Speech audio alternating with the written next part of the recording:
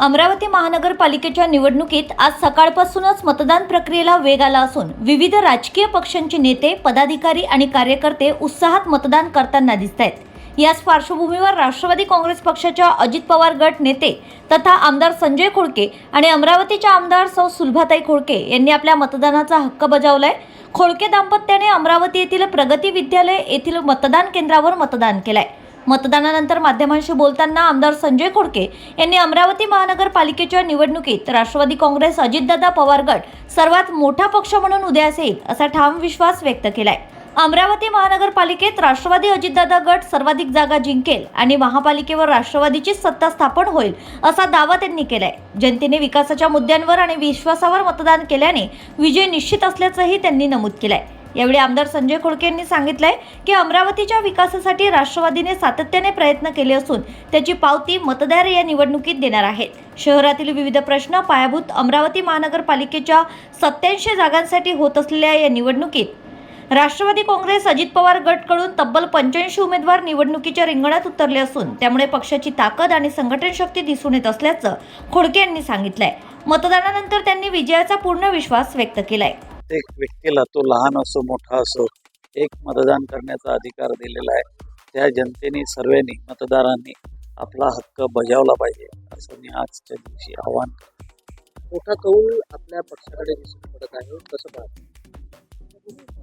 सुरुवातीपासून आम्ही जो आमचा प्रचाराचा आणि सर्व नियोजनाचा वेग होता, आम्ही 85 उमेदवार उभे केले होते, 2 उभाटासोबत युती केली होती आणि आज जे चित्र दिसते ते आम्ही चांगल्या पद्धतीचं आम्हाला यश मिळत सर्वात मोठा पक्ष म्हणून अमरावती महानगरपालिका राष्ट्रवादी काँग्रेस पक्ष राहील हे आम्हाला एकदम 100% विश्वास आहे। नेमकं महानगरपालिकेच्या वरती झेंडा कोणाचा आहे?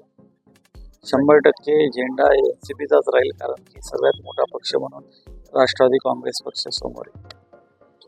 अमरावती महानगरपालिकेची निवडणूक चालू झाली त्या दिवसापासून या ठिकाणी आम्ही राष्ट्रवादी काँग्रेस पक्षाच्या प्रचाराला सुरुवात केली होती आणि आपल्या सर्वांना माहीत आहे की गेल्या 6 वर्षापासून अमरावती महानगरपालिका आहे, कारण 4 वर्ष झाले महानगरपालिकेची निवडणूक झाली नाही, परंतु या ठिकाणी शासनाच्या माध्यमातून अमरावती शहराचा विकास करत असताना महाराष्ट्र शासनाकडून जास्तीत जास्त पैसा आणून त्या ठिकाणी विकास करण्याचं मी काम केलेलं आहे आणि हेच आव्हान पुढे सांगितलं की या ठिकाणी राष्ट्रवादी काँग्रेस पक्षाच्या घड्याळ चिन्हाचं बटन दाबून जास्तीत जास्त उमेदवाराला या ठिकाणी नगरसेवक म्हणून निवडून द्या।